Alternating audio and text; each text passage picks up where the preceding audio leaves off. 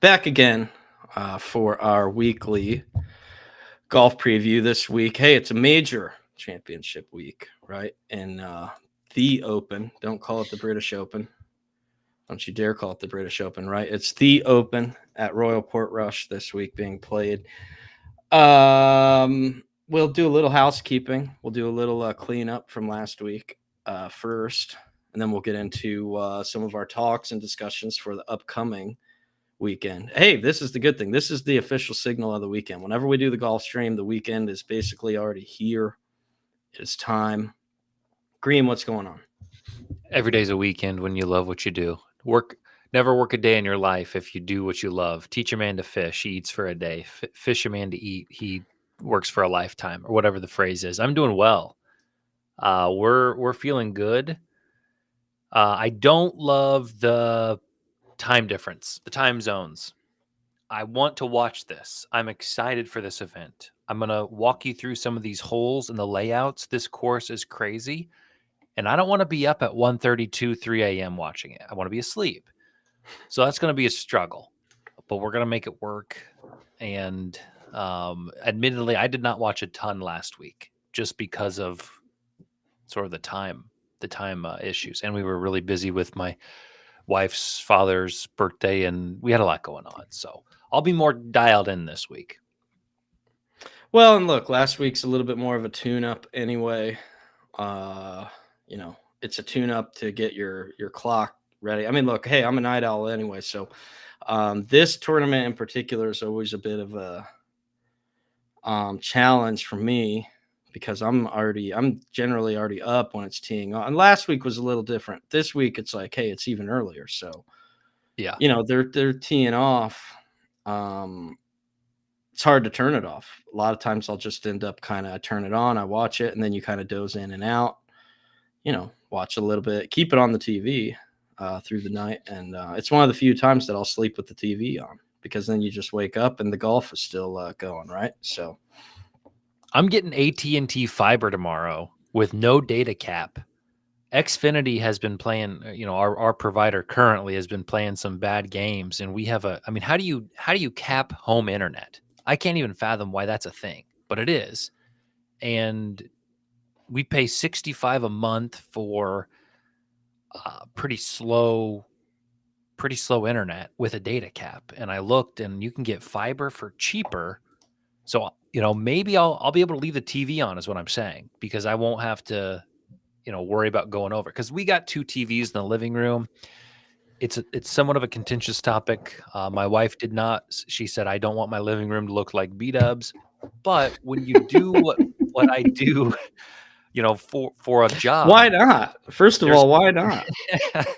Yeah, that's exactly what I want my living room to look like. Right. So she said the only way we can do that is if we splurge, of course, and get one of those frame TVs. So we got one of those frame ones that kind of looks like a picture, less than, not a TV. And then we got a regular TV mounted. And so oftentimes they'll have two things going at once, which I guess really kills the data when they're on all day long. So, okay, fine. We'll go all night. We'll turn it on. We'll sleep on the couch and we'll watch it.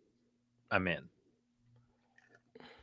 Well, there you have it. I will say, as we whenever we start to get into our recap of last week, Old Faithful never fails. Xander? The old Scotty Xander top 20 parlay once again, comfortably. Yeah, where did Fleetwood end up? Tommy let us down. Oh yeah, let us down. I knew it. I knew once we were, and look, fuck you, DraftKings, for forcing us to add that third wheel. I didn't want to do it. We were hesitant towards adding that third wheel. Yeah. 2 strokes away. If you recall, I did mention, what if we did Harry Hall? But I'm not going to act like I was banging the drum for Harry Hall. I mean, look, obviously I was backing my guy. I had bets on him. He did a lot of heavy lifting on the DFS front, but Harry Hall would have got us there. Yeah, because after all, you're our Harry Hall. Stop! That gets stuck in my head every time you do that. It gets stuck in my head. We need to give a shout out to Man of the Henchman because I believe he Oh typed my in god, yeah. Chris Gotterup He did. He did. last Not week. only yeah, he did. He mentioned Goddard. I actually meant to screenshot that his mention of it. But Yeah. Man So of the pretty Henchman, absurd. he drove me to adding Chris Goddard into my DFS lineups. And look, all my I cashed every tournament I was in. So we were in the green. Yeah. I think I had Gotterup. I think I only made like 2 or 3 lineups, but Gotterup was in each one of them. So that was great. I did live bet him as well with one of the boosts.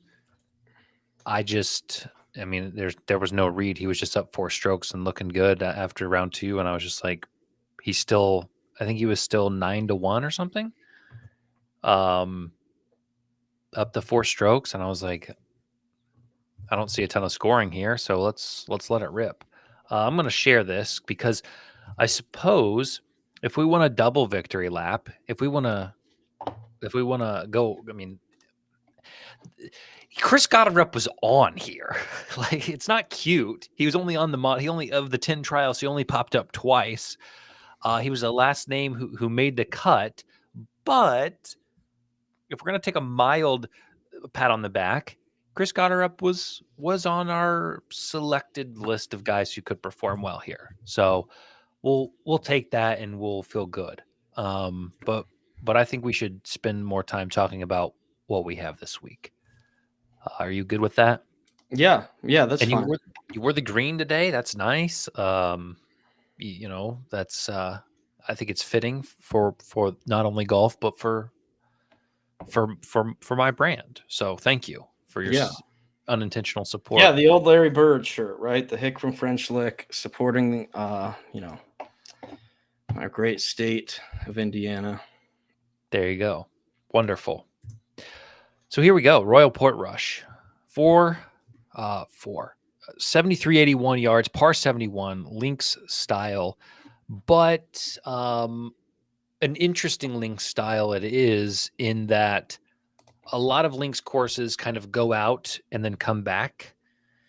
And so judging wind and conditions is a little bit more consistent. This one, we'll look at it. It's not so much go out, come back as it is move around left and right.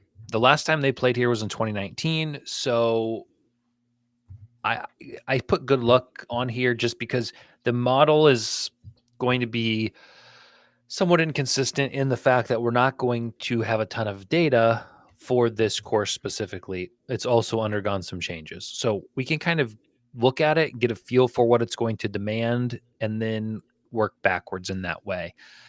So this week, not that my model is ever, overwhelmingly accurate. This is another one of those weeks where I say, just be careful, and you're probably a better judge of skill sets than maybe the model is. So I wanted to show a few pictures from this course. So maybe you're saying this is more of a Manalytics week over an analytics week. Indeed, it is a total gut go this week. You hit it into the grandstands. Have fun with this drop zone. All right, this is one picture that I saw where not only do you get an out of bounds penalty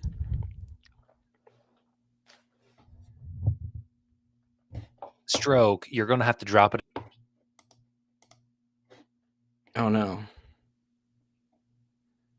I don't know if we're losing you on the new AT&T fiber.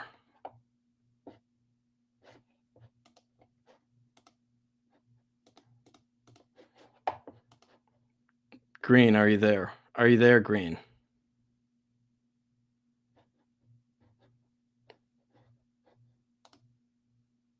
Oh man. I think we may have lost Green with this great image of ferns here. Let's see.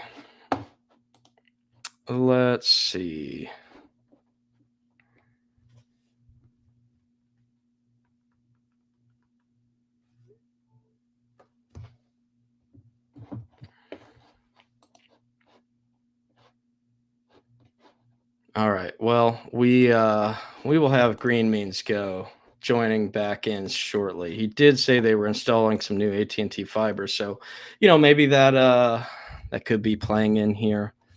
We could be getting we really don't know. We really don't know. But yeah, anyway, wanted to give another shout out again. Man of the Henchman throwing out Chris Goddard up last week. He did win. Yeah, here we go. Well, yeah, we're working through it. We're working through it. His internet was messing up. Uh, no problem. No problem. We'll move on. He will rejoin when he can once we get the internet back up and running. But yeah, let me see if I can pull up what we had for last week, because we did. I mean, our guy Harry Hall came through once again. Here we go. Good. I couldn't carry this too much longer, so thank God Green could get in here. I'm not not as good as a one-man show. I just can't. I can't do the heavy lifting like that. So, Like I said, fiber tomorrow. We should never have to deal with that again. I hope. Oh yeah, it's very frustrating. So we should be good. Let me go back to where we were. I apologize, but we are seeking a cure. Okay. So as I was saying, yeah, this is the I drop. was trying to break down the ferns here, and even then the ferns went away too. So, Oh, it all went away. Yeah. So this just is going to give you, this is going to set the stage for what I assume is going to be a very brutal week. And we're going to look through some of these holes and talk about them because I think that's almost better than the analytics that I can give you. But this, I think, just is the narrative of what we're going to see this week. And so if you're interested in this, and I enjoyed this video, it's like 11 minutes long. The Golf Digest did it every hole at this course, and they did a flyover and kind of talked about it. I've taken some screenshots to save you a little bit of time, but this is hole 2. And we see often what's called fairway bunkers, and they're usually off on the sides of the fairways to penalize people who miss the fairways. Here we have them in the fairways. So you get this wide part of the actual fairway filled with bunkers. This is where you can land it. And you can see where these hills and valleys are. And, everything's going to funnel down into this bunker. And it's just this over and over and over. Hole 3, you have an elevated green where if you miss on any side, you are likely going to roll off one way. And then, imagine you roll off down here. You're going to have a blind shot up in some, thick rough. Hole 4, again, on the right side. All of this is out of bounds. All of this is OB, hit a provisional. And if you're over here, you miss left, you're going to be in nearly unplayable, or you're going to be in a fairway bunker. Or if you drive it far enough, you're going to be in a bunker in the middle of the fairway.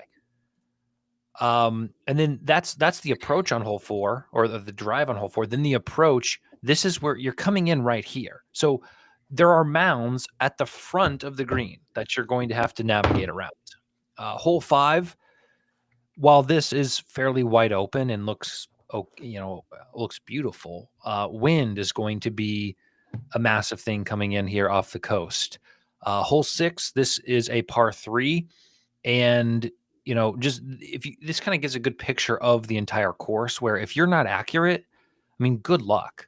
I mean, hitting out of this is going to be next to impossible. It's going to be a stroke penalty every time. You're going to have to just get yourself into a playable spot. Hole 7, this is a par 5. I don't know where you put this. I could pull it up and tell you how far this is. This is not more than 30 yards wide. I mean, this and it snakes like this. It's I haven't looked at what the final score prediction is or what you can take for total score, but I think we need to check it out. Again, hole 10, how narrow this green is, and how undulating it is and how it runs off. And then last hole I decided to take a picture of, but again, go check this video out if you want to see all of them. Hole 18. So this would be your view from the tee box, and the hole bends way over here to the right. And right here at the back of the fairway is all out of bounds. So you're driving it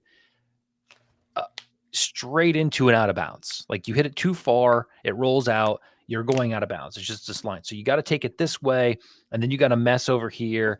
It's just going to be entertaining for us. I think it's going to be nuts for these players. So I typed this half joking, but what Good stats week matter? for fans of the course. People that root for the course, this is your Right, week. right. I typed this tongue in cheek, and I hope. I've noticed online, I'm often sarcastic, I'm often dry humor, and people take a lot of what I say They don't like it. seriously. They don't like it. It's like weird, like especially TikTok. Like I'll post like I posted about the home run derby being rigged, and people were like, I'm like, I don't believe that. Like they're not gonna rig the home run derby. Like I don't believe that. There But were like signals. there were, you're right. So like I hate that I have to be specific here. But like obviously patience is not a stat. Creativity is not necessarily a stat. But driving accuracy, sure, but shot shape with the wind that's blowing, with how some of these, right? Like you're going to want a guy who can either fade it here. You're going to want certain guys who can draw. Like you have to be able to hit different shots in different ways. People who are patient. I mean, this is an anti-Bryson course. I think Bryson and Rory are going to struggle here because it's just going to be more demanding of the mind. Luck is also going to play a factor. If we go back and just kind of look through, just like you can't really judge for these hills. I mean, these fairways, landing them in this fairway. I mean, there's so many bumps and you hit one wrong and it rolls off into the rough, and you hit a foot off here, and it just there's going to be some luck involved with where your ball ends up after it lands. Also, wind, weather the storm, who can get a double bogey and then come back and not let it affect their round. So if we want to build a prototype, since our analytics are lacking because we do not have a ton of information, you want a creative shot shaper, someone who's level-headed and accurate, someone who can play with the weather, understands wind, and if it starts to rain and if greens are going to be softer, who can take advantage of that. And and someone who's lucky. Like you can't measure that. And again, this is a joke, but I think there's going to be a fair amount of just things that we cannot control or predict. So my model,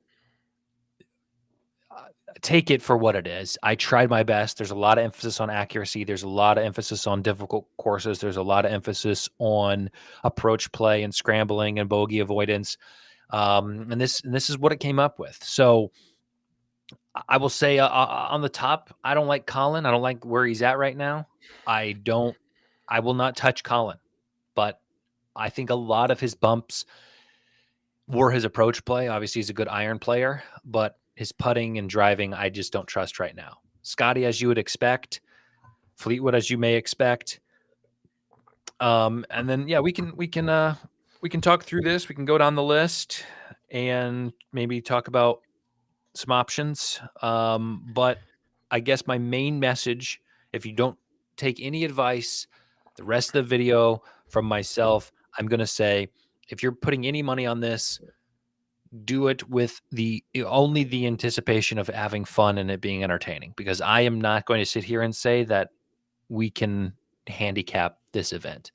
Last week, I think we did a good job, right? I said Denny McCarthy. What did I say, Zach? Denny McCarthy does not fit well here. Finally. He was the one guy. Yeah, he didn't make the cut.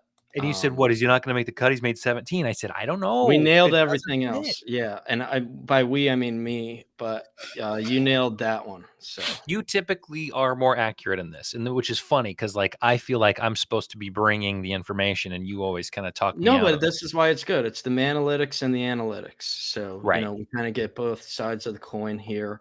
Before I get mad over some glaring omissions on this list so far, I wanted to get through a couple of the comments here. Give a shout out to Good Juju, who is wants everybody to get some good juju on their card this week. As Buzzy mentioned, which I was going to mention as well, is that something that we haven't brought up yet, but weather almost always plays a factor here in this event for this weekend.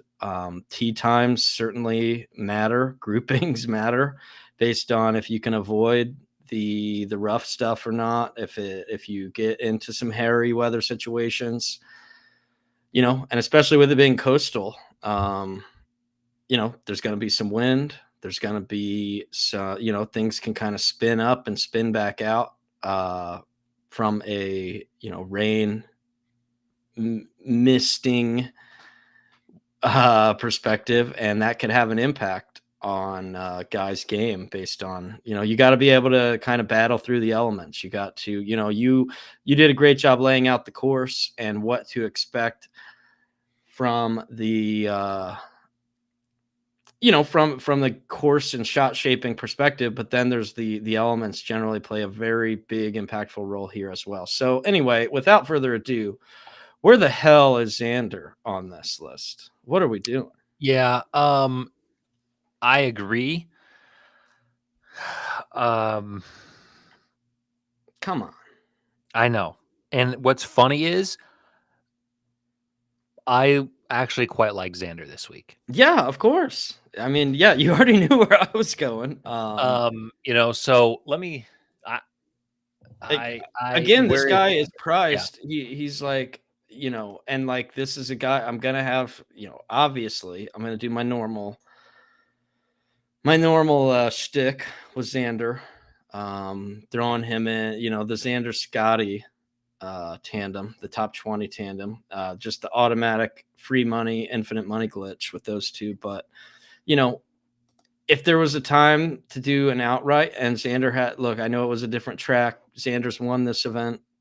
He's won majors before, so you don't have to worry about that. Oh, can he close? Can he do all that? But this man is priced, I don't know, anywhere between 22, 25 to 1. You can get him. I'm going to be boosting that up probably a little bit using one of these, whatever, these $5 and $10 boosts that they let you have. Why not boost it up on Xander? I agree. He's just, I don't know why. I think that his price should be more in the 12 to 1, 15 to 1 range. If you want to go off of like percentage chances of him to win probability, but 22, 25 to 1, that's an auto bet for me. Yeah. And I watch a guy by the name of, well, his YouTube is Rick Run Good, and he does a lot of golf data and analytics. And one thing he was talking about, and I'm trying to find it on here, is he's added some. He has a data website. Actually, that's where my model comes from. Truthfully, and he adds. I'm just going to show this to you if I can. He's added a shot shaping, statistical whatever, and so let me add it real quick so you can see. And he was talking about the fact that's from last week, so we're not talking about that. But we'll put it on this page. He was talking about the importance of shot shaping and how the ability that guys are going to need to have the ability to hit multiple different shots. So this is Xander's shot shaping percentages for his 369 total drives this year. And you can see that he can hit, or he chooses to hit, all types of drives. And so he is set up well here because this course is going to demand you to hit multiple types of drives and be comfortable hitting multiple types of drives, just depending on how the wind is blowing and how the course is shaping. So and I just want to show you, like, because this is not useful information without a comparison. This is Scotty. And so Scotty is one of the best drivers of the golf ball. We know that, but he hits fades as 66% of the time. And so if Scotty is in a position where he has to hit a draw, is he comfortable hitting one? He certainly doesn't hit as many as Xander does. So all of that to say, Xander is one of few guys on tour who can get you one who can do both, as the kids used to say. He can do just that. So yeah, Why is Xander not on here? I don't. I mean, his putting has been awful. Is the best way I can say it. So that could be a lot of it. I do think you're going to have to make some putts here, but yeah, I'm all for Xander, even though he's not on here. So I'll just. I feel like we've omitted maybe are the live guys omitted, or maybe not. I don't know. No. We got a John Rahm on here. Because I'll tell you, you already know who else I'm getting involved with. We got a Tyrrell Hatton. Yeah. Oh yeah, Hatton's in the mix. Joaquin Neiman is down below. I always do that. Hold on. Yeah. Let me. I just. That's fine. Who? I'm do off you of like? Neiman until further notice. He can't play well on Sunday until he can prove that he can show up on Sundays and not just be a 3-day. He's out. What live guy do you like? Oh, Patrick. No, Patrick Reed. Patrick Reed. Is it Patrick Reed? Captain America. Oh, heavens. Here we go. Patrick right. Reed. Yeah. Yep. I mean, look, what you described, what you need in this course. Tell me where he doesn't fit the bill. Sure. Let's you start. Know he's in my DFS. I mean, his price is like ridiculous. Let me do this. I'm gonna give you my Manalytics. I'm gonna give you my stream of conscience. Just go down the list. Always like Scotty. I think Henley looks like he could play well here. I feel good about him. Lowry. Henley's a guy that's been on my radar for this because, again, he's like priced like a guy who's not a top 10 golfer, and I think he kind of is a top 10 golfer. So I know that's not the most sophisticated way of breaking it down, but Lowry won here in 2019, the last time they were here. I believe he set the course record as well in one of the rounds.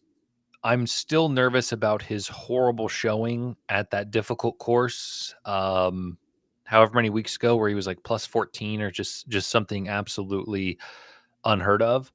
I'm going to shake that off and say that was just a bad week, and this is a home field game for Lowry. So I'm fine with Lowry this week.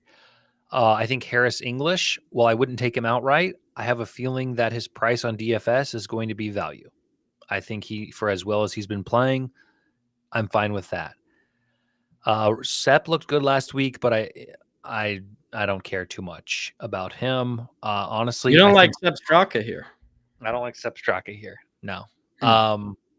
I think I'm not a live guy. I'm anti-live. I've said it. You're never going to find me picking a live guy, but I think Rahm could play well here. Live. Yeah, live and let live. Today, I'm okay with Rahm. And then outside of that, maybe a little JT, which is crazy also. I was going to say, here's my problem with JT, is that my man likes to spray the driver around a little bit, and this is not the place. You're right. This is not the place to be spraying the driver. Thank you for keeping me honest. Yeah. But now that I've erased it, he's going to be like top 5 on Sunday. Sure. For sure. Yeah, for sure. I know we need Tapper Cash in here capping for his guy JT. Yeah. So anybody on this list that I did not mention or you want to double down on, and then we'll talk about guys that we don't see? No, I mean, Sepp is a guy that I'm not like, going to bang the drum for him, but it wouldn't shock me to see Sepp Straka play well here. Like, he kind of has the right profile. A lot of guys Bobby Mack, any thoughts there? He looked horrible last week, did he not? I'm pretty sure. I guess I'm out on him. I'm not like a big Bobby Mack guy. I know a lot of people liked him for the Scottish. You mentioned Hatton, but we didn't mark him off with the marker. Oh, I think I mentioned him because you want him. I'll mark him. I was just mentioning. Trying to go back and see who I have. I do have him in my first run through of DFS. Okay. Man, Ben Griffin, the irrepressible Ben Griffin. The guy's just, unstoppable. Yeah. Outside of guys not mentioned, Listen, you've converted me. I might be a Harry Hall guy. How can you not be? The hat, I'll forgive the hat. Yeah. You know, judge no man by his headgear is kind of where I'm going. Because the consistency, the focus that he's like he's coming to play every week, and something's working. So, Harry Hall, I'm all in. Because after all, you're my Harry Hall. Yeah. Right? Yeah. Maybe Yep. you're gonna get a par and save me. So a couple, Patrick, welcome in. What's going on, Rose? Buzzy likes Hogard, one of the Hogard twins. I know they're not twins, but Nikolai? yeah. Yeah, Nikolai Hogard. Okay, yeah, top 20. What's that number, Buzzy? Let's see. Let's give a quick peek. As a side note, I do not like the contest this week for DFS on man. DraftKings. They're not. You can't make it. Like, here's the problem with these majors is that it's like impossible to make a bad lineup, like at least on paper going in. You can, you can almost cobble together anything you want because the field is so loaded. It's just kind of fun. It's hard to make decisions on who you want because you can almost fit nearly anyone into your budget.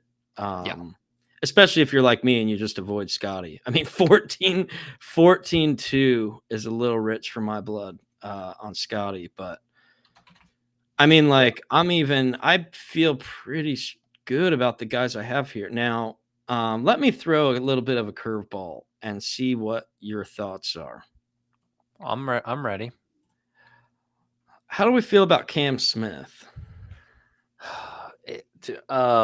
Like in general, or like just for this event only. I don't really care about anything else in general, but now look, not great showings at the other majors, right? 67th at the US Open, 115th at the PGA, and 67th at the Masters. Not great. Horrible.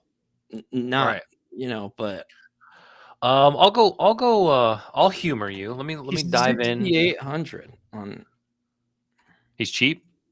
He's wildly cheap, but okay. Well, let's look. Would it be the most? I don't know. I guess it would be mildly surprising. His putting has been fantastic. I mean, no, you can't debate his putting. His approach play has been inconsistent. Off the tee, pretty inconsistent. Around the green's been pretty good. Tee degree's been very average. So great putting. He's struggling off the tee. Let's see how much of that is accuracy versus distance. We don't need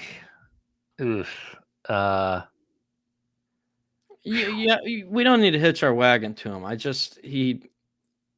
He needed to be mentioned as somebody who's won this event. Again, not always the same because it's on different track, but as somebody who's won this event and we've seen him ball out before at many majors. I don't know. Maybe he got his big live bag and maybe he's he's more into his farm, tending to his farms than dialing in his golf game. But I think there's some other options. There's definitely plenty of options because here's the problem I found myself with is even when I threw him in there at 6,800, I have a surplus of money left over in my budget, which look, don't be scared about that. Don't care about leaving. If you leave money on the table, like that's completely fine. Yeah. My lineup last week, I think I had like $700 or $800 that I left. And you won? Yeah.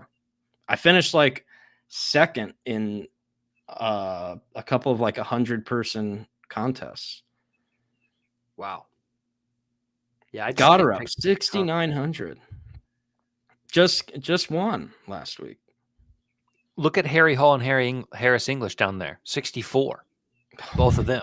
That's what I mean. Like We're getting Scotty and Xander in a lineup together. So yeah, don't feel like you got to spend every penny. That's the key, I guess, advice I have for if you're doing DFS stuff this week is don't feel obligated to spend every penny because you don't need to. Like leave some money on the table because you can go down deep and find some guys that Holy cow. I mean, this is nuts. yeah. Like I'm gonna be leaving 4 figures on the table this week. Like over $1,000 on the table. What about Sam?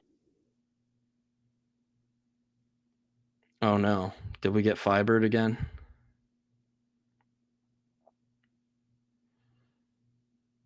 We might have gotten fibered again, Green.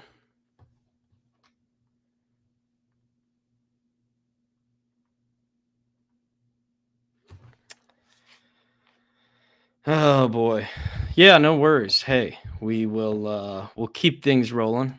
Keep things rolling. Would love if anybody has any questions, comments, guys that you want us to check into or discuss, feel free to fire those into the comments. Thanks for everybody who has stopped by so far. Some of the guys that I'm really keen to. Oh, now I can get Rom in there. Okay, I think I like this. So far, I mean, I'm looking at Burns, Harry Hall, Terrell Hatton, John Rahm, Patrick Reed, and Xander Schauffele. I mean, that I don't know. I don't know who lets me down in that bunch. Wouldn't mind if you don't trust Harry Hall if you hate the hat, like Green generally tends to do. He's not a big Harry Hall hat guy, but you could grab Harris English. You can grab. Oh, I need to ask him about Louis Oosthuizen. That's somebody that I think is maybe interesting here. 45th, second, but it's just kind of hard. It's hard to know what to think with some of these live guys and he hasn't even really been playing in any of the other majors either. He's just been straight live. 45th last week at Andalusia. In Dallas, he finished second. Okay, so I don't know. I'm not rushing to get Louis involved. Did you like Rasmus Højgaard or Nikolai? He liked the other one, the other Højgaard. All right. I mean, this is embarrassing. I mean, this is abysmal. What are we doing? We're fibering. We're fibering. Good night. Well, I made this lineup. Maybe it's a sign. I know. I'm like, Jesus, I feel like you just stole my lineup out from under me. But it's fine. I read my lineup off live. Did a live read. Very similar. Send the photo. Let's get the side by side. Oh yeah. The visual people at home need that. Let me get this going. And it's funny, as I sat here talking about leaving money on the table, after I kind of retooled a couple things and I made some adjustments, I now find myself with only $100 left over. So, but like I said, I'll have another bit of a long shot lineup. God, we almost have the exact same thing. Where are you sending this? Won't be using Spieth. I'm gonna be I'll send it to your DM, so it's just easy to pull up. God, I love this lineup. You can build so much, man. Oh my God, I know. That's the thing. That's what's kind of tough is that you end up kind of just. It's like a playground. You can put together any combination you want. So, but ultimately, I think you got to have the winner. Here we go. Yeah. Love this. Love it. And as I was saying, that lineup, Patrick, is the lineup that Green is using for his primary DFS lineup here. Here's mine, which you'll see a lot of similarities. A couple guys that I've converted and welcomed. green into the fan club for my guy Harry and Xander, namely. We're still working. We're still working on Patrick Reed. I don't know if we'll get him there or not, but No, that ship has sailed. Reed, no. No. But you have fun. You have fun. But I like how about this? I'll give you this. The price is solid. 7,100. I'm fine with the price for that. Yeah. my man shows up for majors. Yeah. A guy I want to point out, Marco Pinge. Marco Pinge. Top 20s we're dealing with. Now he plays on the DP World Tour. So limited data, limited sample. But last week he finished second. Here are some of his finishes from the DP World Tour: 11, 21, 25, 28, first, 26. Maybe a guy you want to keep your eye on. $6,000, pretty cheap. Again, had success last week. So,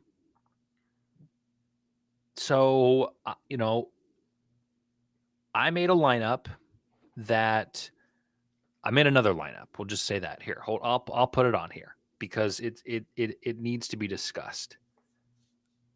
But he's a guy that, if you're looking for recent form and things of that nature, may be a worthwhile glance.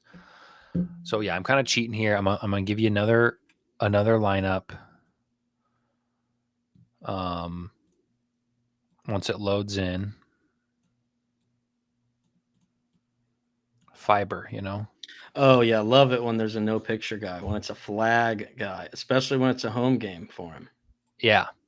So I mean, look at this lineup: Scotty, Xander, the guy who got second last week, Henley, who we've been gassing up, Harry Hall, why not? And then Echeverria, who I believe was mid-20s last week and has been playing pretty well. I mean, the world is your oyster this week with lineups. That's why I wish there was a good contest. There's not like a friendly. And I'll say get in now, because I ran it. I generally, I make my lineup and then I far too often find myself like late on Wednesday night trying to like enter my lineup into all these different contests, and a lot of them are filled, and it's a little bit more slim pickings, but you can get in generally on the domestic events. But last week I found myself, I mean, you want to talk about slim pickings. If you wait till late tonight to start entering, it's a limited supply of available event. And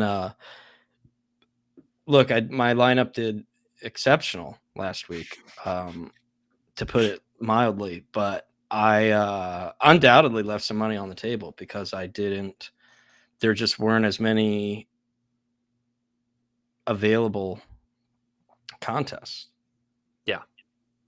I mean, look, I even did the jukebox. I finished in like the high cash in the jukebox contest. Is that the quarter one? Yeah, the 25 cent. I finished with like $4 off of a quarter. Hey, there you go. Which, I like, can't even look, find like, the jukebox on here. But I'm just saying, like, that was how good the lineup was. Anything else that I entered with real money did pretty well as well. It's just that's when it's like, because I do a lot of double ups, right? Because I like to diversify the portfolio, and I was finishing like top 5 in the double up contest. It's like, damn it, wish I would have been in it. But hey, look, it's part of the process. There'll be other times that I'm just barely above the cut. Barely make the cut on the double up. So that's that's why we still do it. Yeah, I'm a GPP guy. I can't shake it. Burns. Yeah, I might run a couple of these $5 big tournaments and see what can happen.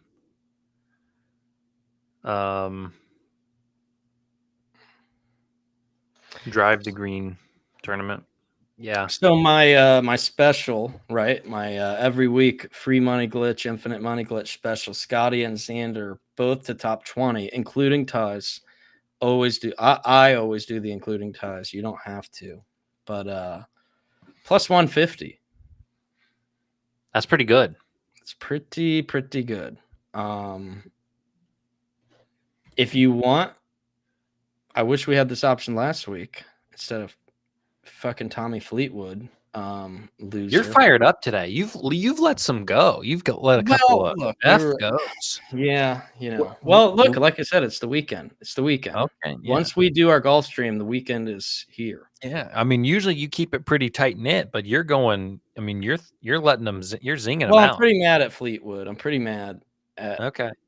Tommy F. Fleetwood. He let us down, but I would have loved to have done John Rahm instead. So if we did Xander, Scotty, Rahm, Yeah. top 20, plus 282, and we could have boosted that too. Yeah. Which they do have that back again. Yeah, sorry. I guess I should keep it more of a family show, but no. I mean, you're not hurting my feelings. It's a little unlike you. That's all.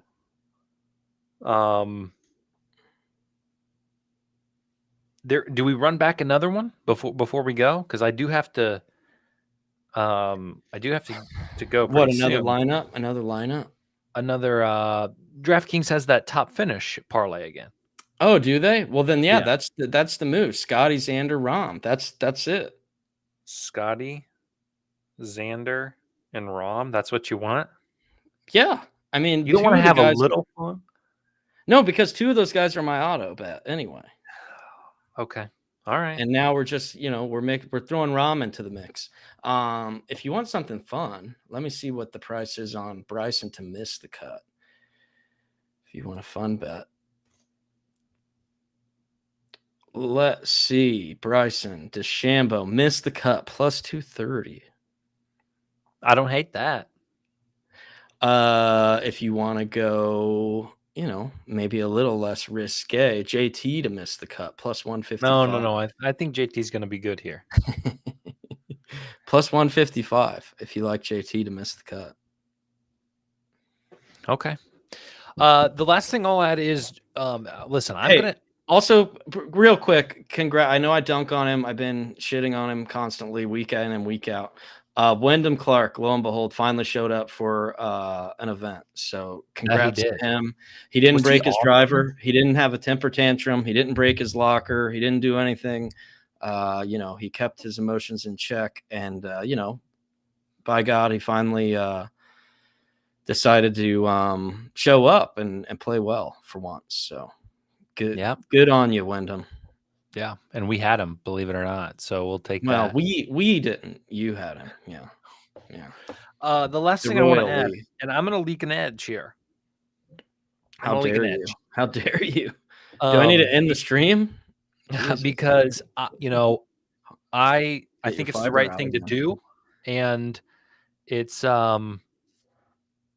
and it was a common misconception last time DraftKings did this. So DraftKings is doing this again. Okay, this king of the course. All right, king of the diamond. King. They've done these before. You bet a player to win, and you get to split free bets with everybody who has the same player that you have if you're the winner, and the winner is the player who has the most birdies in the third and fourth round. So let's say you pick Scotty Scheffler to win. He has the most birdies in the third and fourth round. And you're the only person who picks Scotty, you get $1 million in bonus bets. It's not going to happen, but that's the premise of the promotion. Last time this was a thing, I picked Hideki, and against my better judgment. And I noticed that this promotion was still live after the cut. Now Hideki missed the cut, so I didn't even get a chance at being in this. I would say that most people are doing this pre-flop. They're betting this today. They're locking in somebody to win because that's what the common sense tells you. But this promotion can be locked in after, I believe it's the 19th. Like it locks the morning of the 19th. So if I was you, and here's the edge that I'm leaking to the however many, if you come by and watch the show, if you support the show, I want to give you something. Don't bet that promotion, King of the Course, until you know if your guy's going to make the cut. Look at the leaderboard and say, who do I like to win, or who's playing well, or who's making putt. Like, make your bet when 50% of the field is already eliminated. That's going to give you a massive advantage. So Don't do king of the course immediately. You have until after the second round to lock in a bet. Do it then. And then I can't give you a guy to take, but it makes no sense to do it now unless you just really like a guy at a certain number. Well, yeah, and check the weather. Make sure that you pay attention to the weather. Who's teeing off when, what the weather, and look, like I'm not saying to base your whole strategy on the weather forecast, because even the forecast itself can be difficult to predict, especially in a coastal track like this. But another thing I failed to mention earlier, which not that I need more reasons to like Xander, but my guy knows how to play coastal tracks. That's his being a San Diego guy, he knows he knows his way around the winds of the beaches, right? So just another reason, another notch in the belt for my guy Xander Schauffele. But yeah, I don't know. Monza's asking about JT or Spieth. Yeah, you like Spieth. You didn't mention anything. What do you like about him? What do I like about him? Make the case. Right now, I just closed all my tabs. I can't believe how high Daniel Berger is. I just think he's in decent form. I think he had a time where he, I would have been a full fade of Spieth. But I think, hold on, let me pull this up.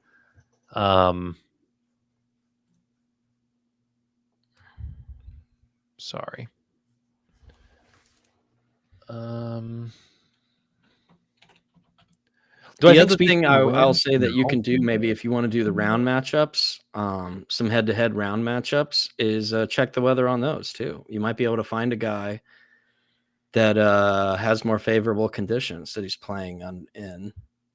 And look, weather might not be a fact, but it's rare. It's rare that weather doesn't factor in some way, shape, or form in this event. But hey, look, grab a guy that maybe, hey, he's got clear skies. The other guy, it looks a little hairy. Not Harry Hall, of course, but the weather might be a little more prickly. Go take a shot on some head-to-heads. Yeah. Spieth, before his withdrawal at the Travelers, 23rd, 7th, 36, gaining strokes in almost every category. A little bit off with the putter in 2 of those 3, but still finished top 20. His approach play this year, going back to April, has been gaining strokes to the field minus the Truist. I think if there's any time to get on Spieth, it's now that he's kind of coming into form. His game is improving. It's rebounding. Again, I don't think I'm going to touch Spieth in any outrights or anything like that. But at 7,700 on DraftKings DFS, I think it's an okay play. That's all. All right. Well, I got to go. I too have I don't really have an interview. Oh boy. Oh, look at this. Look at Caleb. Caleb coming in. This is what I was saying. Maybe a little Usti. Now there's history. Oh, here. I said this when you went when you got fibered. I was talking about Usti a little bit. Yeah, this is lore. Me and Caleb, we go back to the 6th grade. Let me tell you. Caleb and I became friends. Our lockers were next to each other, and I came in with the Dwayne Wade jersey on in 6th grade, and that was like, he's a big Heat guy, and that D Wade was one of his favorite players, and it was like it was a bond at that moment. And we're kind of sports betting nemesis as friends. He's always, oh, I can't win a bet, and then he'll send me a ticket winning just a crazy parlay. We kind of have this unspoken feud of we like to compete and we like to both win, but there's some lore here with Ustays, and I can't remember the story exactly, but he bet him at like a ridiculous number, and I was like, that's the stupidest bet. And this was years ago. That's the stupidest bet I've ever seen. And he either went on to win the event or was top 5 and was close. And like every time it's just been this inside joke that if Oosthuizen's in the field, he's betting him. no matter Look, what. when Usti's game is on, like, I love watching this guy play because, like, you're not gonna find a more smooth swing than, Yeah, Louis Usti. I mean, it's just man, I could watch yeah. his like I said, when he's dialed in, I love watching that guy. So throw him in a DFS, but I'm not taking him out. Caleb's already Incredibly got him on cheap. the outright. I got it Incredibly cheap. pinned on my page. Caleb bet this early this week, and I quoted. I said, "If who stays and win, I'll get a tattoo." I mean, that's how unlikely it is that who stays and wins. So, yeah, that's a little inside joke there. But okay. We talked about Rom. Yes, Adam, I actually like Rom, and I hate Rom. This week, I feel good about Rom, and I don't like Rom. He's in my DFS lineup. We got him right here, John Rom. He's in Zach's lineup, John Rom. We're all over Rom this week. You can't go Rom with Rom. That's what we'll say. Yeah, Rom's a good shout. It's hard to see him not showing up, right? Yeah. Like, I don't know that he would have a meltdown. But again, like, hey, things can be a little unpredictable. It's a tough track. It's a tough weather. So tread lightly with whatever you're getting into this weekend. But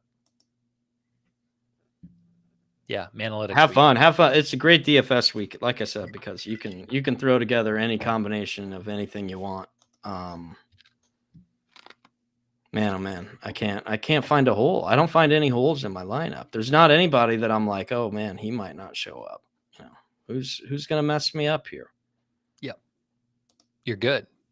You're living large. Emphasis on the live. I mean, 50%. Hey, live and let live. That's what I always say.